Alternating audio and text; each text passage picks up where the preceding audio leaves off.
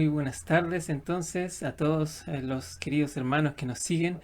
Estamos muy deseosos de poder empezar nuevamente esta clase de Doctrina y Convenios 2 y José Smith Historia, la segunda parte.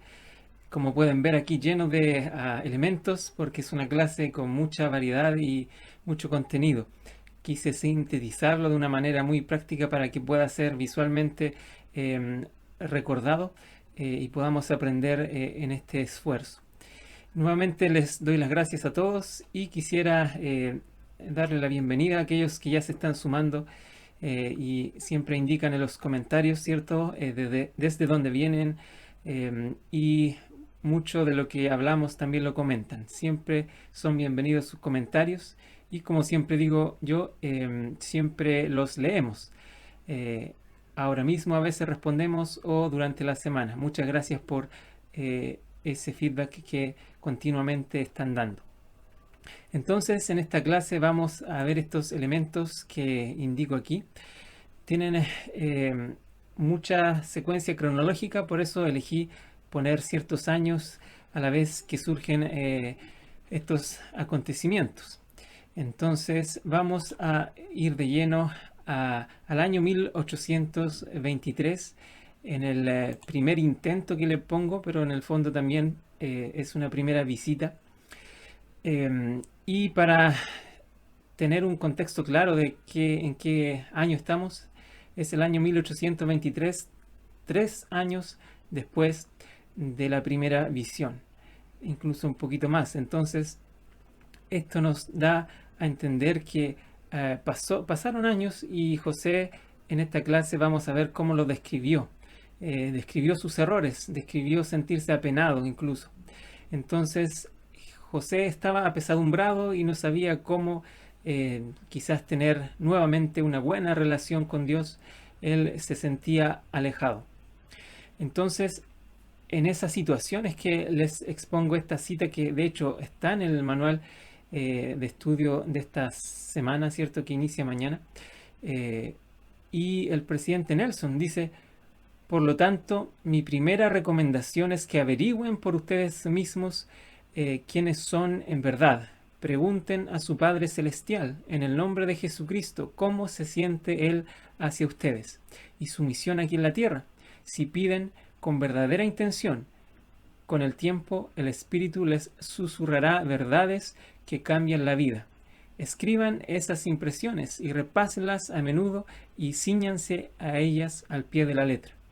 Les prometo que al comenzar a atisbar siquiera el modo en que su Padre Celestial los ve y lo que confía que ustedes hagan por Él, sus vidas jamás serán las mismas. Me encanta la forma en que el presidente Nelson dice que tenemos que averiguar cómo se siente Él, el Padre Jesucristo, hacia nosotros. Es una especie de inventario, de conciliación, le podríamos llamar, para que sepamos nuestro estado ante el Padre. Y en ese pequeño drama, por así decirlo, se hallaba nuestro querido presidente, el profeta José Smith. Cuenta en estas palabras la imprudencia, ¿cierto? Él lo destacó de esa forma, imprudencias. De hecho, en José Smith Historia 27 dice que él estaba sufriendo continuamente severa persecución hasta esa fecha. Y el 28 dice: me vi sujeto a toda especie de tentaciones y juntándome con toda clase de personas, frecuentemente cometía muchas imprudencias y manifestaba las debilidades de la juventud y las flaquezas de la naturaleza humana, lo cual, me da pena decirlo, me condujo a diversas tentaciones, ofensivas a la vista de Dios. No es motivo para que se me juzgue culpable de cometer pecados graves o malos, pero sí fui culpable de levedad. Me puse a orar, pidiéndole a Dios Todopoderoso, dice el 29, una parte de él, perdón de todos mis pecados e imprudencias, y también una manifestación para saber de mi condición y posición ante Él, porque tenía la más absoluta confianza de obtener una manifestación divina, como previamente la había tenido. Me encanta que eso también juega un par muy ligado a lo que el presidente Nelson dijo, que es saber, ¿cierto?, cómo nos ve Dios. Acá él está diciendo saber de mi condición y posición ante él. Y él no solo eso, sino también tenía una absoluta confianza en lo que eh, había pasado antes. Por supuesto, él había recibido ya manifestación celestial, por lo tanto tenía fe en que esto podía pasar otra vez si él accedía con un corazón sincero. Entonces, él dijo en sus palabras que no era nada grave, pero sí levedad, de la cual también él se sentía mal. Esto le llevó a esta nueva respuesta celestial en la cual él confiaba. Entonces, según las palabras también del mismo capítulo ahí en José Smith Historia, desde el 30 al 32, en esta selección que expongo, dice: repentinamente se apareció un personaje al lado de mi cama, de pie en el aire, porque sus pies no tocaban el suelo. Llevaba puesta una túnica suelta de una blancura exquisita, extraordinario brillo y blancura. Sus manos estaban desnudas y también sus brazos, un poco más arriba de las muñecas. Bueno, ahí lo describe. Y las imágenes de los artistas generalmente exponen esa experiencia quizás desde el punto en que entienden cómo era Moroni y así lo pintan.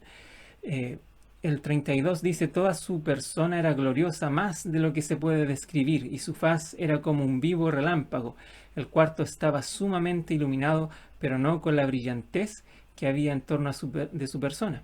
Eso lo puse en negrita porque nos va a ayudar a comprender un detalle, porque aquí hay muchos críticos de esta escena, en el fondo, también amparándose en las imágenes, que dicen: ¿cómo es posible que José haya recibido una visita celestial con tanto brillo, tanta gloria, sin que los hermanos, que dormían todos en una misma habitación, quizás un par en la misma cama, no se iban a despertar o dar cuenta? Y la verdad es que es un argumento válido, evidentemente, y la iglesia ha expuesto estas imágenes. Esta es la usual, ¿cierto?, en la cual están solos, pero también en el año 2009 y en adelante la iglesia expuso otras imágenes, por ejemplo esta, en la cual se ve ahí al lado de José en la cama o algún hermano. También esta otra en la cual se ve que hay varios en la cama, al menos 4. Entonces, eso demuestra un poco la realidad y precariedad de la situación en la cual se encontraba José. Muchos historiadores han descrito esa situación, que efectivamente en el segundo piso de esa casa dormían muchos en la misma habitación.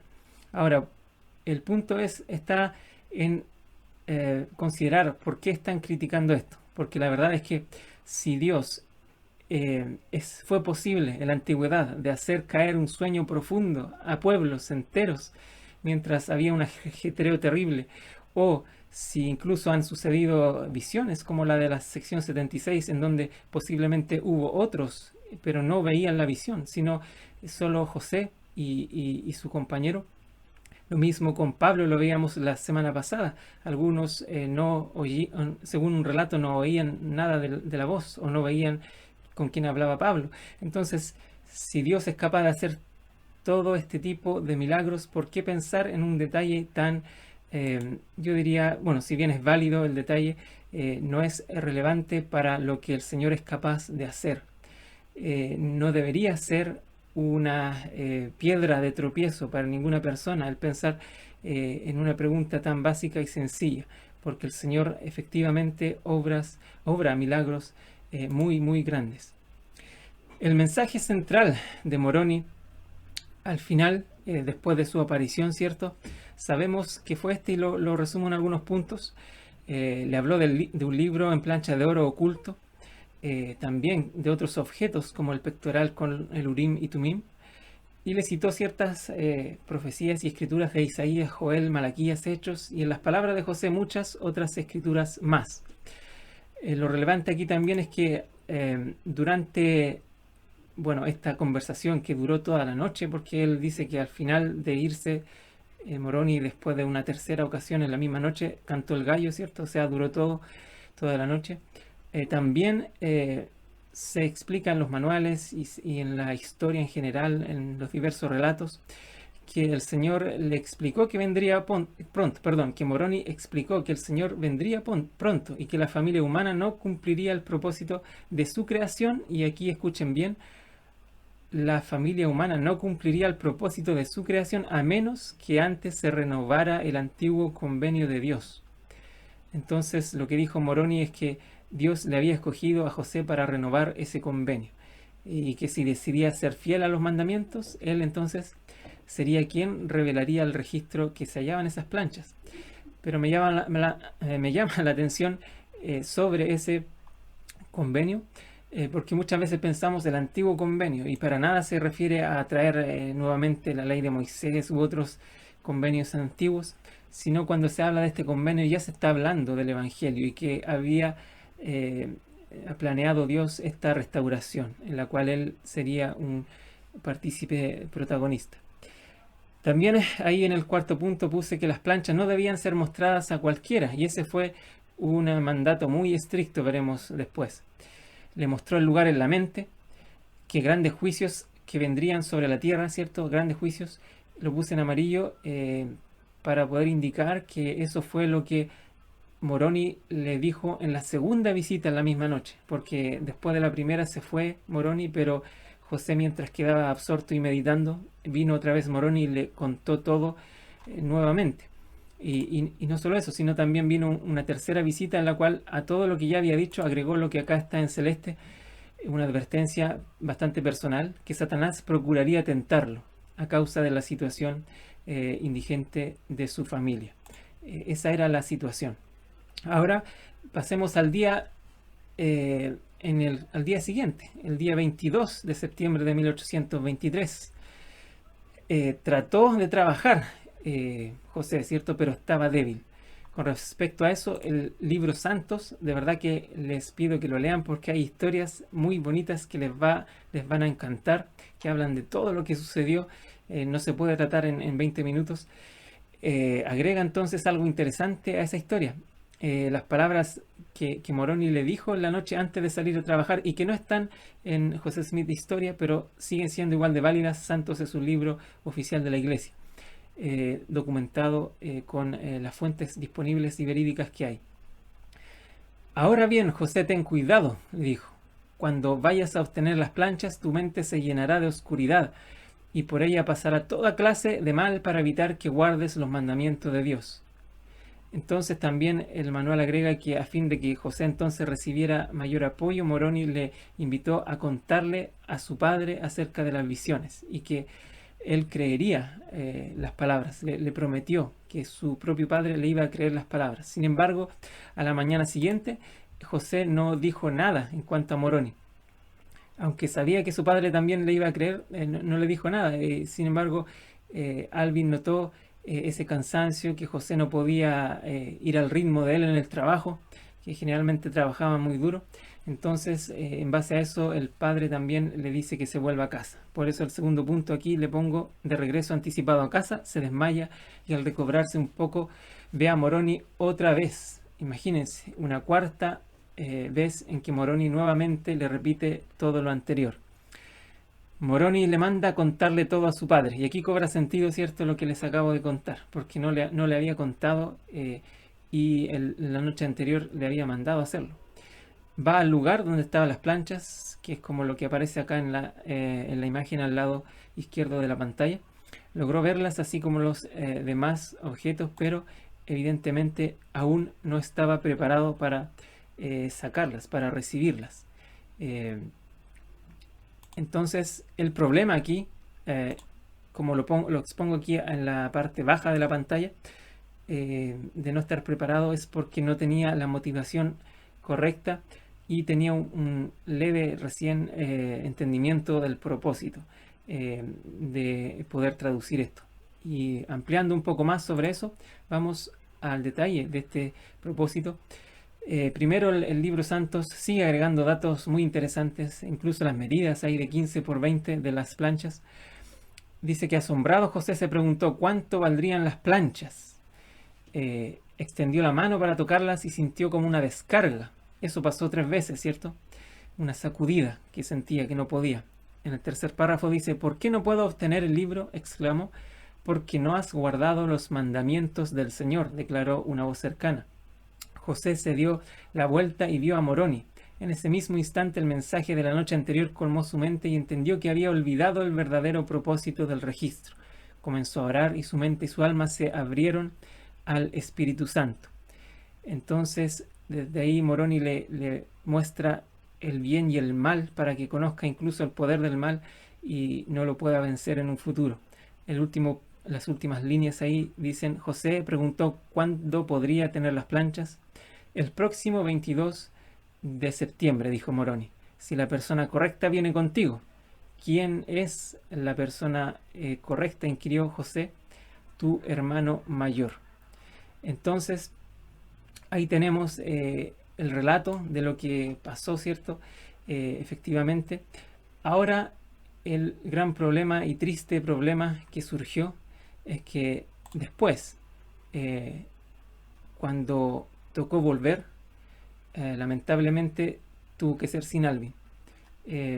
Alvin había muerto al poco tiempo. De hecho, al poco tiempo de recibir esta noticia de José, de todo lo que estaba pasando con él, de las planchas y todo lo demás, él cayó enfermo, ni las medicinas le hacían bien, y él alcanzó a decirle que, aunque fuera sin él, tenía que hacer todo lo posible por obtener esas planchas. En el fondo, el mundo de la familia Smith se había derrumbado. Incluso ya no tenían, dice Santos, el libro y a varios manuales, no tenían las conversaciones frecuentes sobre las planchas que solían tener, porque Alvin era un defensor acérrimo de la veracidad de estas planchas y de la obra que el padre tenía preparada para realizar mediante su hermano. Y la verdad es que, como aquí dice, cuando finalmente llegó el día de regresar al cerro, José fue solo, sin Alvin. No estaba seguro de si el Señor le confiaría las planchas, pero pensó que podría guardar todo mandamiento que el Señor le había dado, como le había aconsejado su hermano. Y aquí veremos otro intento que le pongo aquí un descuido en base a por qué no pudo obtener las planchas este año. Una vez en el cerro, José movió la roca, metió las manos en la caja de piedra y sacó las planchas. Entonces le pasó por la mente el pensamiento de que los demás objetos de la caja eran valiosos y que debía ocultarlos antes de irse. Depositó las planchas en el suelo y se dio la vuelta para cubrir la caja, pero cuando volvió a donde las había dejado, éstas habían desaparecido. Suplicó para saber dónde se hallaban. Se apareció Moroni, quien le dijo que una vez más no había seguido las instrucciones. No solo había depositado las planchas en el suelo sin haberlas asegurado, sino que también las había apartado de su vista. A eso es lo que le llamo un descuido. Y tal como pongo aquí abajo, la razón por la cual no pudo llevarse las planchas era simplemente por ser descuidado con lo sagrado. Entonces ahí vemos que esa era la falta de preparación en esta ocasión.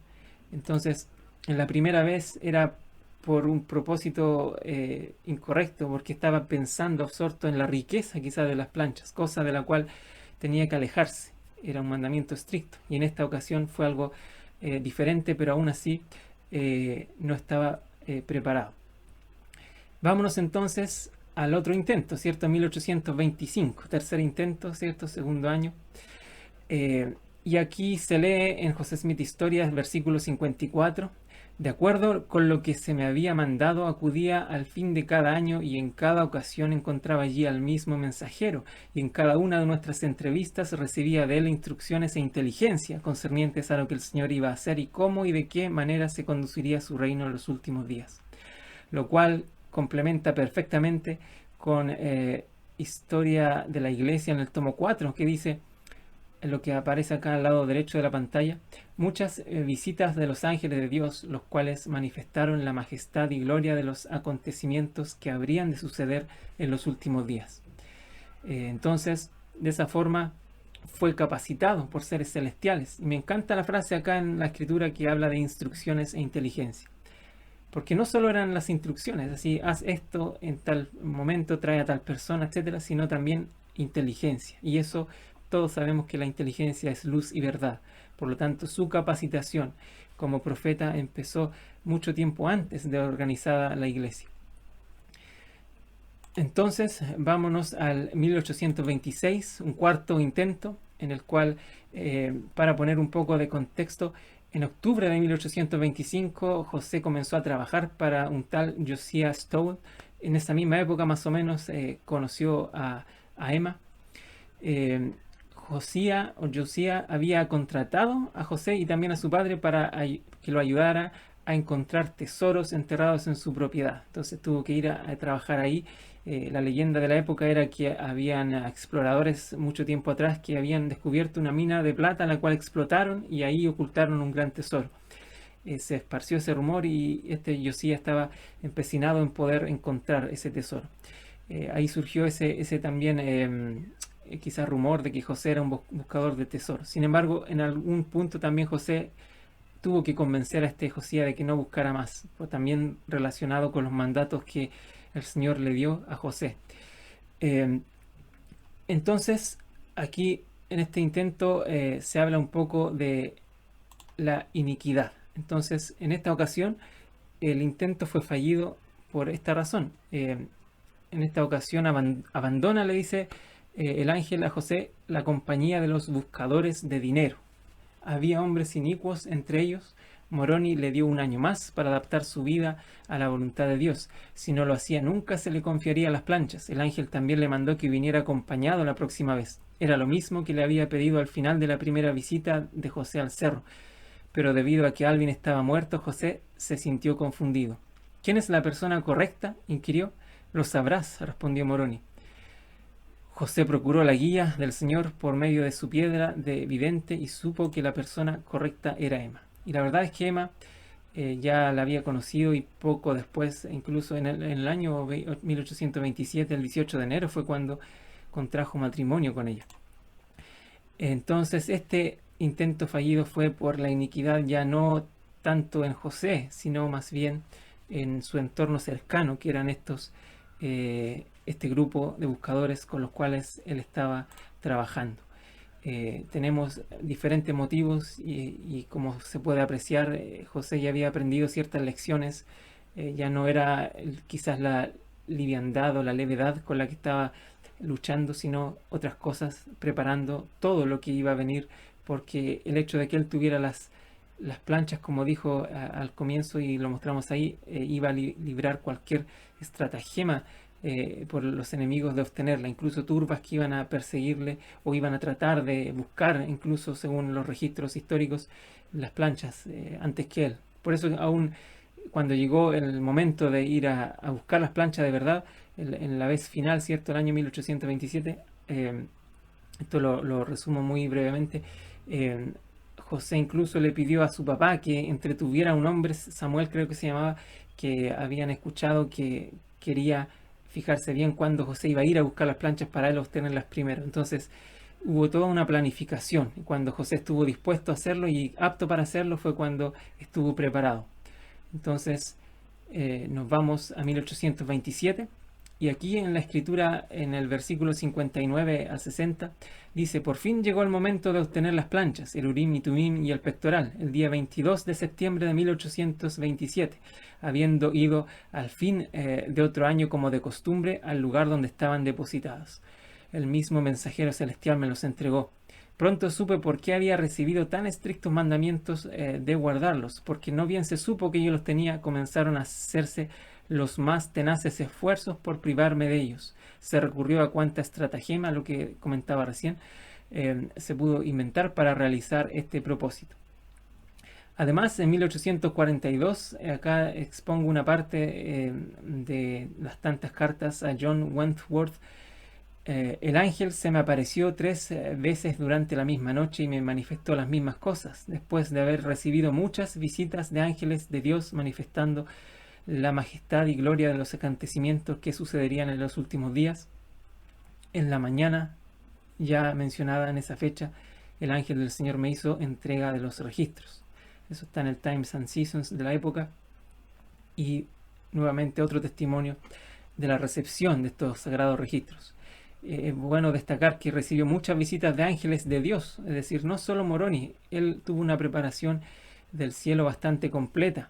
De hecho, el elder John Taylor también identificó como visitantes a Mormón, a Moroni, a Nefi y a otros profetas antiguos que vivieron en este continente. Parley P. Pratt también mencionó a Alma, etcétera. Hay muchas citas, no las pondré todas acá porque son testimonios también de terceros. José nunca dio tanto detalle en cuanto a eso, pero sí le contaba a su círculo.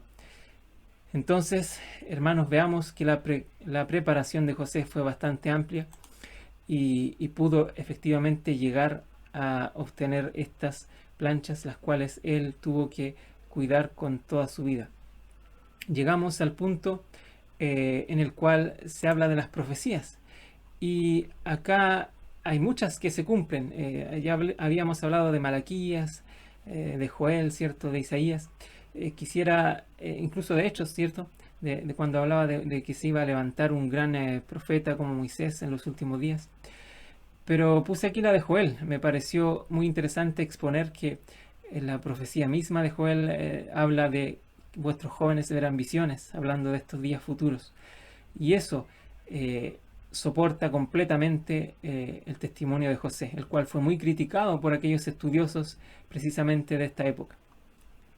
En el Isaías 29:11 está esta gran profecía que se cumple, en la cual fue Martin Harris el que viajó a mostrarle no solo a Charles Anton, sino también a muchos otros eruditos. Al final llegó a Charles para mostrar esta primera traducción de caracteres de José y ver la autenticidad. Resulta que Charles Anton certificó esta veracidad y autenticidad, pero al saber cierto el origen, eliminó el certificado. Entonces también él negó. Después hay otros relatos de él que se contraponen a los de Martin Harris. Sin embargo, lo que sí sucedió es este diálogo en el cual Martin le dice que hay no le podía llevar todo el registro porque cierta parte estaba sellada. Entonces Anton le respondió: no puedo leer un libro sellado. Todo esto que pasó hizo a que Harris, en vez de desilusionarse, tuviera un mayor testimonio, y de que el libro de Mormón y este registro era un registro inspirado, y la traducción era inspirada. Entonces esto cumplió esa profecía que habla acá, ¿cierto? Dice: palabras de libro sellado, el cual darán al que sabe leer, y le dirán: lee esto, y él dirá: no puedo porque está sellado. Eso también está en segundo Nefi. Ahora, ¿por qué Martin fue para allá? ¿O por qué? Hay muchas teorías. Quizás José lo envió, Martin quería más. Algunos, incluso críticos, piensan que estaban dudando, etcétera.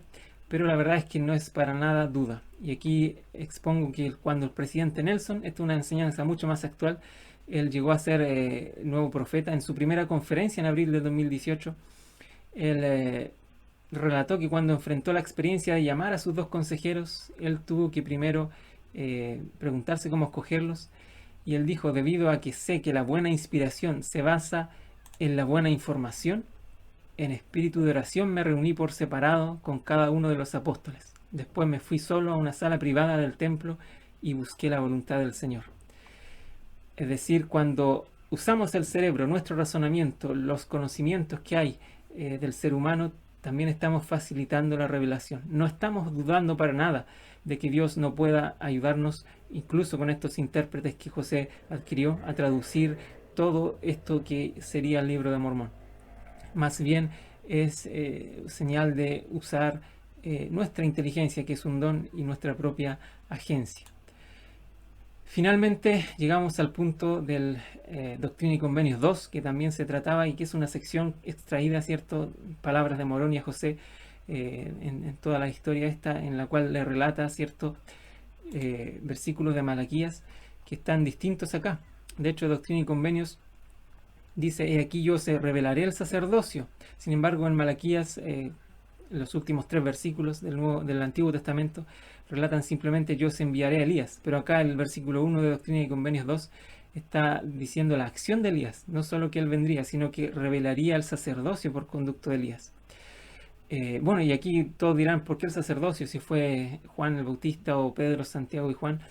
La verdad es que Elías, tal como dijo el presidente Eyring en una ocasión, Él dijo, es importante saber por qué el Señor prometió enviar a Elías, el profeta. El profeta Elías fue un gran profeta que recibió un extraordinario poder de Dios. Él poseyó el mayor poder que Dios da a sus hijos. Él tuvo el poder para sellar, el poder para que todo lo que atara en la tierra fuese atado en los cielos. A eso se refiere la mayor parte del poder, digamos el mayor alcance del poder del sacerdocio está en estas llaves de Elías, el profeta, de sellar, el poder de sellar. Es el versículo 12 el que dice, y él plantará en el corazón de los hijos las promesas hechas a los padres, y el corazón de los hijos se volverá hacia sus padres. En Malaquías se leía algo como, y él hará volver el corazón de los padres hacia los hijos, y el corazón de los hijos hacia los padres, no sea que yo venga y hiera la tierra con maldición, dice. Sin embargo, acá el Doctrina y Convenios 2.3 no habla de maldición, pero sí explica cuál podría ser esa maldición, que en el fondo es una asolación total de la tierra.